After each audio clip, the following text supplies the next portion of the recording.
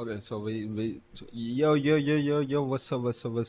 Today we're reacting to analog horror that will For the instantly past kill week, I've you. spent a ton of hours analyzing analog horror. And Analog horror that will instantly kill you. Kill you. Yeah. Let's guess what? react Any to survival it. strategy you come up with is completely useless. These 8 series create scenarios where death isn't just likely.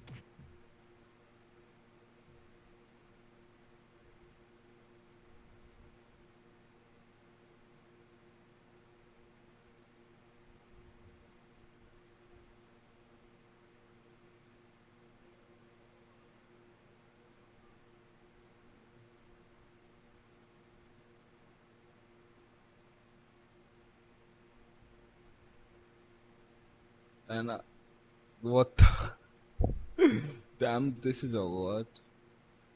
Not gonna lie, yeah, this is awkward. I mean, yeah.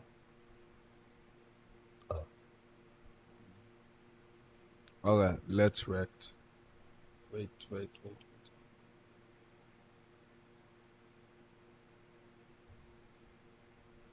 Okay, now it's better. Okay, now it's better. Okay, yep. Okay, let's react. Oh, hello YouTube. Hello. Welcome. Okay, so today we're reacting to analog horror monsters that will instantly kill you. Like in a second, you know? Like, yep. It's guaranteed. And later, I'm going to be talking about the boiled one. But first, do you think you could survive Jurassic Boiled Park? one or Let me guess. oiled You up watch the one? movies and think, I just do what Chris Pratt did. Yeah, good luck with that. The Jurassic Park VHS series isn't your fun family adventure. It's what happens when nobody's around to save the day, and it's just you against literal killing machines. These VHS tapes aren't made by one person. They're created by fans who thought, hey, you know what would be fun? Showing what really happened to all these poor employees nobody talks about. You know, the normal people who Oh, didn't have plot armor or raptor training okay. skills. Let's be honest for a second. Yes, Oh, you watching this video right now would be absolutely screwed against a velociraptor. These aren't the cute little chickens from real life. These are the movie versions. Giant murder machines that hunt in packs and can open doors. Great job locking yourself in that room, genius. You just created your own coffin. What makes these VHS tapes so terrifying is how they show. wait. So then I will just go into a bunker, you know? Bunker. Middle of the ocean. In a ship. And in a bunker. Yeah, the only thing will kill me is oxygen. Left. Yeah, the only thing will kill me is oxygen, nothing else. Regular people getting picked off. Not scientists, not animal trainers, just average Joes like Dave from maintenance who thought he had a normal job until a Dilophosaurus decided his face looked tasty. But I would just hide. Yeah, from animals that can smell blood from miles away? Good plan, Einstein. The VHS tapes love showing security footage of people hiding in kitchens, cars, or bathrooms only to get found anyway. Turns out predators that evolved for millions of years to hunt are pretty good at, hunting. Here's why you'd die in the first 5 minutes of a real Jurassic Park incident. First, you'd panic. That's not me being mean, that's just human nature. When a T Rex is charging at you, your brain doesn't. Nah, I am a multimillionaire billionaire. I am a little trillionaire. Yep, yep. I am a little trillionaire. I can, I, look, what I need to do is make a bunker and then put a bunker in the water, in the boat or submarine or something like that. And whenever something is happening or someone is close to me or like creature or something, I will just create a private pool or something like that, or private human private river or something like that, and then I will just like, yeah, casually hide or yeah, just enjoy myself forever. Think, remember that fact from the movie about standing still? Your brain thinks, it's a fucking T Rex! And you run, which is exactly what gets you eaten. Second, even if you somehow kept cool, which you wouldn't, you'd have no idea where to go. The park is massive, systems are failing, and you don't have a convenient map with safe zone this way written on it. The VHS tapes love showing people running straight into danger because they don't know the layout. And third, my personal favorite, help isn't coming. These tapes show InGen basically abandoning employees once things go wrong. They care more about covering their butts than saving yours. That emergency call, Oh, dead. okay. Radio, static. Helicopter rescue, canceled due to weather conditions, which is corporate speak for sorry, but saving you costs more than our insurance payout. The genius of these VHS tapes is they show what the movies don't, the brutal reality of being at the bottom of the food chain. No dramatic music warning you of danger, no computer brain to hide Oh, your scent, oh, just you okay. alone with prehistoric predators who see you as a walking Happy Meal. A T-Rex may be scary, but what about a terrifying fairy tale? Those fairy tales you grew up with were supposed to have happy endings, but Foxy Missions clearly missed that memo. The Fairy Tales series is exactly what happens when someone thinks, you know what Little Red Riding Hood needs? More soul trapping and psychological torture. This creator took stories you loved as a kid and turned them into nightmares where nobody, and I mean nobody, gets to live a happily ever after. Let's start with the wolf. Forget the goofy talking animal from the cartoons. This version hunts across multiple stories, has a face that would make Freddy Krueger uncomfortable, and oh yeah, doesn't just kill you, he traps your soul afterwards. Sorry, are you Oh, planning on going to heaven? That's cute. Wolf says your soul is oh, his now. But I would just oh. avoid the forest, sure, and I bet you'd also avoid candy houses and talking animals too, right? The problem is, in these stories, the What the paths fuck is always that lead to the picture? same terrible Lol. place. That's What the the? whole point. The creator designed these scenarios with zero escape routes. What makes this series extra disturbing is the witch who controls the wolf. She's basically pulling strings and making sure the wolf finds his victims. I love how some of you are probably thinking right now, I just outsmart them with my big brain. Really? With what exactly? The characters in these stories try everything. Running, hiding, fighting back, and they all end up the same way.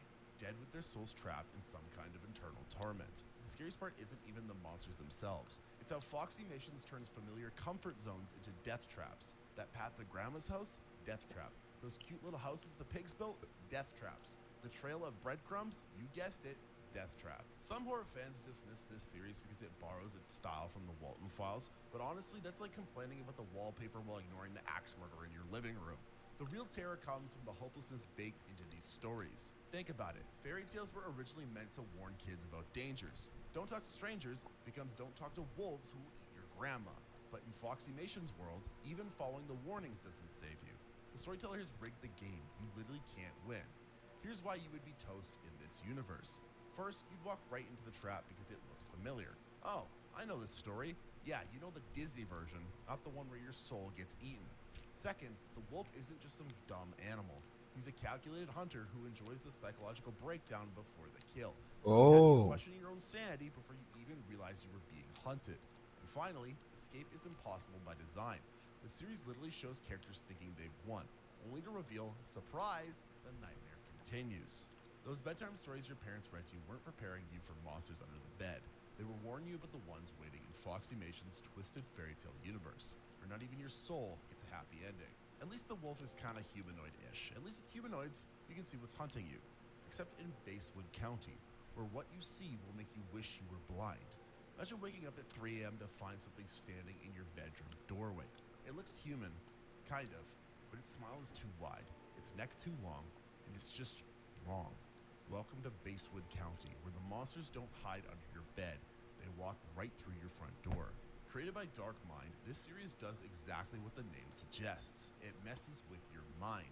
The horror here isn't some fantasy wolf or dinosaur you never actually meet. It's the fear that the person smiling at you isn't a person at all. But I just want to open oh, my doors. Well, that's adorable. These humanoids don't care about your dollar store deadbolt. The entire series revolves around them getting into homes, your home, while you're sleeping. Sweet dreams. What makes Basewood County extra terrifying is how it plays with the uncanny valley. These aren't zombies or ghosts. They're almost human, but just wrong enough to trigger that primal part of your brain that screams danger. You know that feeling when a mannequin looks too real? Take that feeling, multiply it by 1,000, and add murder. That's Basewood County. I love how some people compare this to the Mandela catalog, like, oh, it's just a copycat. Well, maybe go tell that to the Basewood County killer while he's crawling across your ceiling at midnight. I'm sure he'll appreciate the criticism. The genius of this series is oh, how it strips away okay. every false sense of security you have. First, your home isn't safe. The place where you're probably watching this video right now, well, in Basewood County, that's just a box where humanoids come to play with their food, and you're the snack. Second, you can't trust what you see. The series includes something called identity tests, which hint that these things might be able to look like people you know. Is that really your mom calling you for dinner? Or something wearing her face? Better hope you guess right. Third, you can't even sleep. One episode is literally called Before You Sleep, teaching you how these things hunt at What night. the? But sure, close your eyes. I bet nothing bad will happen. The police can't help either. Detective Jeff Alberson's tapes from 1998 show that even the authorities are clueless. When the cops are making scared home videos instead of saving people, you know you're screwed. Some fans think these humanoids come from a place called the Chamber, which is The possibly a portal to hell. Others chamber. think they're alien parasites. Either way, the results are the same. They get in, and you don't get out. Here's the worst part, though. You'd never even see it coming. You're so busy looking for monsters that don't look human that you never suspect the real danger is something that looks almost exactly like us. The slight wrongness wouldn't register until it was standing over your bed, that permanent smile just inches from your face. At least with Basewood County's horrors, you might see death coming. But our next series rips apart reality itself. What leaks through makes these humanoids look like friendly neighbors. Dimensional rifts are what happen when reality itself breaks. And in the farm, Alaska becomes a giant door to places that should never touch our world. Imagine being stuck in Alaska in the late 1980s. It's already cold, dark, and isolated. Then someone decides to break reality. That's the basic premise of Arcadia, the series by Chilling Abyss that includes an episode called Oh, The Farm. okay, Everything was fine until some okay, bright scientists at the Arcadia facility decided to okay, poke a hole between dimensions. Spoiler okay. alert, it went badly. But I'd just leave Alaska. Great plan, except the government's evacuation planes kept mysteriously disappearing. Vanishing aircraft tends to put a damper on your escape Oh, plans, but sure, maybe you'd be the exception. Maybe your oh, plane wouldn't get sucked into whatever oh, nightmare dimension oh. is leaking into our world. I What makes this see, series I especially see what you terrifying is did how it there. shows official responses completely failing. The government set up an exclusion zone, thinking they could contain the fissures. They could not contain the fissures. These tears in reality started spreading beyond the zone, popping up in places they shouldn't be. Even the people in charge had no clue what they were dealing with. Here's why you'd be absolutely toast in this scenario. First, you have no way of knowing where or when a fissure might open. They're unpredictable. You could be making breakfast and suddenly your kitchen becomes a doorway to somewhere else. Hope you weren't too attached to having walls that make sense. Second, the things coming through these fissures aren't friendly. The series suggests that they might be creatures from myths and legends. You know, the terrifying stories people told to scare off each other before TV was invented. And now, they're real. They're hungry, and they think you look delicious. Third, you're in Alaska. Even without dimensional horrors, you're dealing with brutal cold, vast wilderness, and isolation. The monsters don't get you, hypothermia will. Your survival skills from that one camping trip won't save you here. The most disturbing part is how this series presents all this through grainy VHS footage, emergency broadcasts, and safety videos. It feels real, like you're watching actual government footage that was supposed to be destroyed. And let's talk about those fissures spreading. That means nowhere is safe, not even outside the zone. The problem is literally breaking out of containment. And you're what? Going to stop it with your incredible knowledge of nothing relevant? The farm isn't just about monsters coming through doors between worlds. It's about the complete breakdown of reality as we understand it. Rules don't apply anymore. Your understanding of how the world works is useless. Maybe the government knows more than they're letting on. Maybe the Arcadia facility was doing this on purpose. All we know for sure is that if you were dropped into this world, you'd be facing threats you can't understand, can't predict, and certainly can't fight. Dimensional rifts are terrifying enough. Oh, What if I the real see, monsters were I the see humans who what you created did them there. on purpose? Well, thought forms are what happen when your worst nightmares come to life.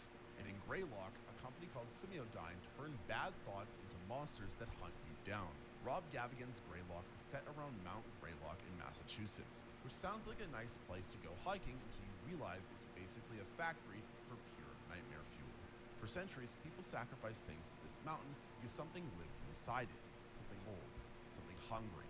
Then Oh, along came the Semiodyne Corporation thinking, you know what would make great weapons? Mine monsters. But I'm mentally strong. Well, that's adorable. huh. The thought forms in this series don't care about your positive thinking podcast subscription. They feed on all thoughts, good, bad, neutral, and they especially love fear. It's trying to stay mentally strong Oh, against them is like trying to empty the ocean with a sippy cup. What makes Greylock what? extra terrifying is how it attacks you What? on multiple levels. It's not just a monster jumping out and yelling boom, it's psychological warfare. These thought forms can mess with your head, making you paranoid, confused, and unable to trust your own thoughts. Know that little voice in your head that says stupid stuff sometimes? Imagine that voice getting its own body and trying to kill you. I love when people say, I would just call the police. Well, the emergency broadcasts in Greylock literally tell people to go to shopping malls for safety. The mall. When the official advice is maybe try hiding at the food court, you know the authorities are completely useless. Here's why you'd be absolutely doomed in Greylock. First, you wouldn't even know you're in danger until it's too late. The thought forms work like a virus, spreading invisibly. You could be infected right now and not know it. Yeah, sleep tight knowing that. Second, the Semiodyne Corporation is actively covering everything up. They're like if the Umbrella Corporation from Resident Evil had a baby with the Men in Black, but evil. They don't want anyone knowing what they did, and they control what information gets out. And third, your own mind betrays you. Thought forms can make you see things, feel things, and believe things that aren't real. You ever had a really vivid nightmare? Imagine that nightmare can follow you after you wake up. The scariest part is the tall man entity that keeps showing up. Nobody knows exactly what he is. Maybe a super powerful thought form, maybe something from the mountain itself. He appears in people's homes, in their dreams, and he's always watching. He's not coming over for tea and cookies. One of the creepiest aspects is how these thought forms can disguise themselves as people you know or trust. A friend, your mom, your kid's imaginary friend, any of them could actually be a thought form waiting to get you alone. The series shows one where a kid's imaginary friend was actually a thought form that eventually killed her. Yeah, so much for childhood innocence. And remember, all of this started because humans messed with forces they didn't understand. Semiodyne thought they could control the mountain's power, create weapons, and play God. They couldn't. No one can. The mountain entity has been there for thousands of years, and it's not going anywhere. Thought-based horrors are terrifying enough, but at least they're confined to the one mountain town. Our next series turns the entire planet into a biological nightmare where meat What? itself comes alive What and the? hunts you down. A world of living meat sounds like a vegetarian's worst nightmare, but in Viticarnus, even plants won't save you from becoming another link in the food chain. In 1931, someone discovered something called the crawl, basically meat vines that grow like plants. Fast forward, and Earth's entire ecosystem is being replaced by walking, crawling, and sometimes flying chunks of meat. Created by Oh. Darian Quilloy, Viticarnus shows us a world where humanity tried to adapt to living meat creatures instead of, freaking out and burning everything down like a normal person would. But I would just become a vegetarian. Yeah, about that. The crawl is in the food supply. Companies are literally selling you flavor enhancer made from living meat that might be controlling your brain. That salad is probably watered with crawl fertilizer. Congratulations, you're already infected. What makes Viticarnus so disturbing is how society just accepts these meat monsters as normal. Some people even keep little lumps of sentient flesh called trimmings as pets. Why are you keeping it as a dog? That What doesn't make any the? sense. That's literally like me going to McDonald's, buying a chicken nugget, naming it Gerald, drawing a smiley face on it, and then walking it down the street on a leash while walking past grandma walking her fucking corgi. She's gonna look at me funny. This video gets 10,000 likes and I hit 200,000 subscribers. I will do that. I will buy that damn chicken nugget. Only because I know that would never happen. Here's the terrifying part though.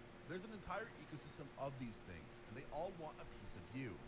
Mimics look almost human, but exist only to hunt and eat actual humans. There are literal safety videos about what to do when one breaks into your house. Spoiler, most of the advice doesn't work.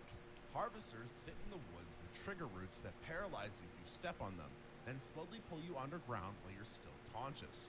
So much for your hiking trip you planned this summer.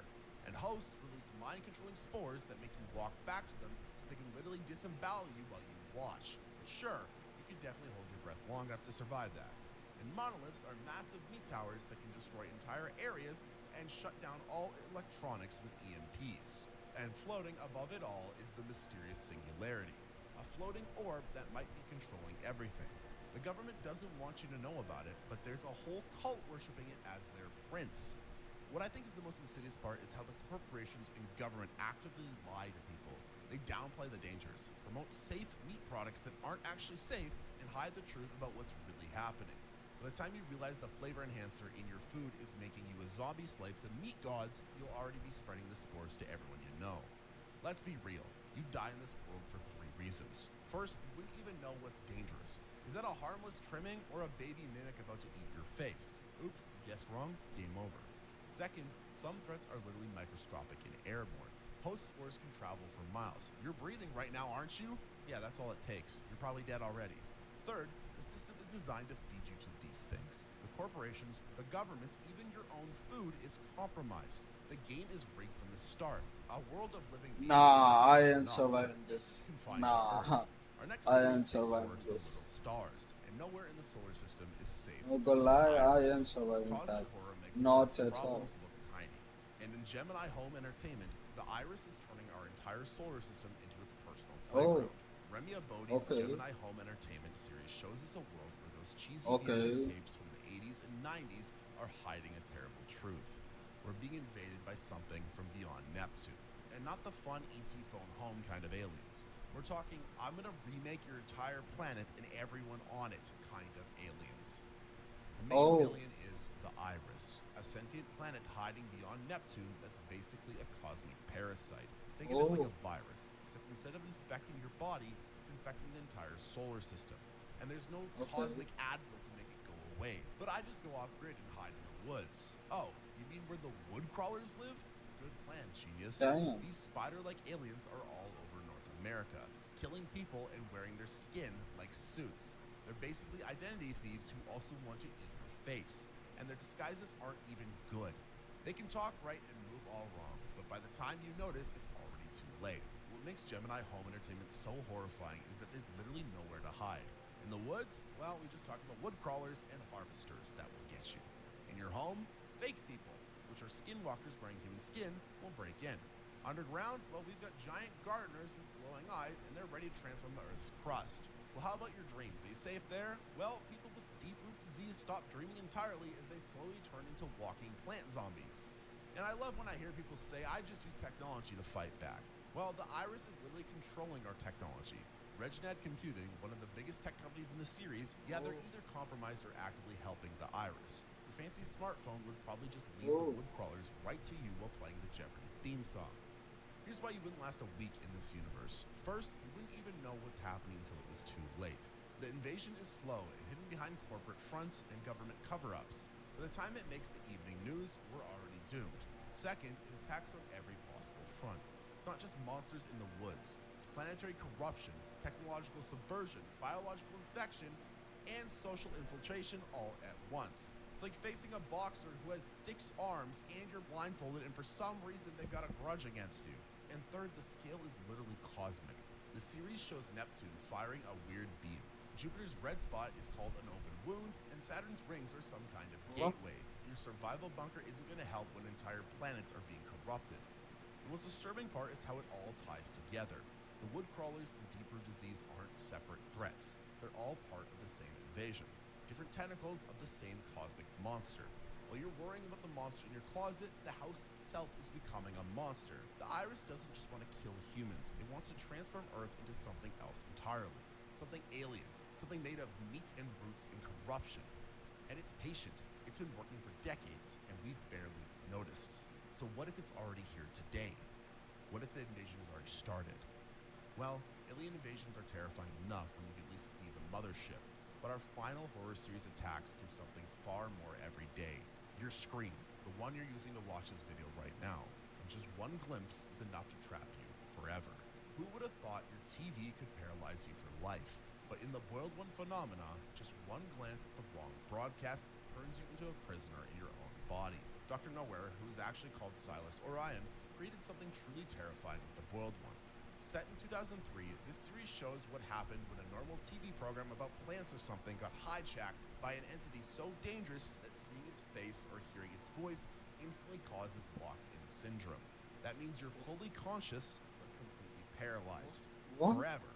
But I would just change the channel. I'm super smart. Well, too late. The paralysis happens instantly before your brain even processes fear. Your body is already frozen. Can't move, can't speak, and can't even blink properly. What the? But the worst part, you're still 100% aware of everything. Imagine being buried alive, except your own coffin is your own body. What makes the Boiled One so disturbing is that it doesn't need to chase you or physically attack you. Looking at it is enough. The entity itself appears burned or boiled, with unnatural facial movements that somehow trigger immediate neural paralysis in viewers. Over 500 people were reportedly affected during the original broadcast. Some could only communicate by blinking in Morse code. I love when I talk to people and they say, well, that's just a fancy jump scare. No, No. it's not. Jump scares end. This doesn't. Victims also experience constant auditory hallucinations, Auditory specifically the sound of hallucination. trumpets, I along see. with reoccurring nightmares and sleep paralysis when the entity appears in their bedroom. Imagine being trapped in your bed, unable to move while this thing stands in the corner of your room night after night. Here's why this is truly the most hopeless scenario of all. First, it attacks through something completely ordinary, your television. In 2003, nearly every home had one. There was no warning, no way to prepare. One second you're watching TV, the next you're locked inside your own body forever. Second, there's no defense against it. You can't fight what you can't touch. You can't run from something that travels through broadcast signals. You can't reason with it or bargain with it. One look and game over. Third, the punishment is eternal. This isn't a quick death. It's potentially decades of being completely aware or unable to move, speak, or interact with the world around you. Your mind is intact, which means you get to experience every second of your new living hell. The entity delivers a cryptic message about hearing the laughter of thousands as the sky opens up, and trumpets play their happy sounds, suggesting some kind of apocalyptic event. Some theories connect it to World War II trauma, specifically the story of Luis Zambernini, who was tortured by someone called the Bird. Others think it represents PTSD itself, how trauma can literally freeze people, trapping them in their worst moments. The entity even says, "I'm going to eat your spine," which might be a metaphor for breaking your courage. And the most terrifying part? The video ends with the entity delivering its uncensored message directly to the viewer, directly to you, implying that anyone watching has now been exposed. Don't worry though, it's just a YouTube video about a fictional series. Probably. So there you have it. Do you think you could survive these analog horror series? Let me know down in the comments how you would go. To be fair, to be fair, I can't. I don't know. I can't survive the last one, but let me see. Let me see. Let me see. Let me see. But if I can't join the channel and so on, like, yeah, maybe I can survive that. But yeah, well, thanks for watching, guys. I hope you enjoyed the video, and I will see you in the next one. Until then, bye bye. Bye.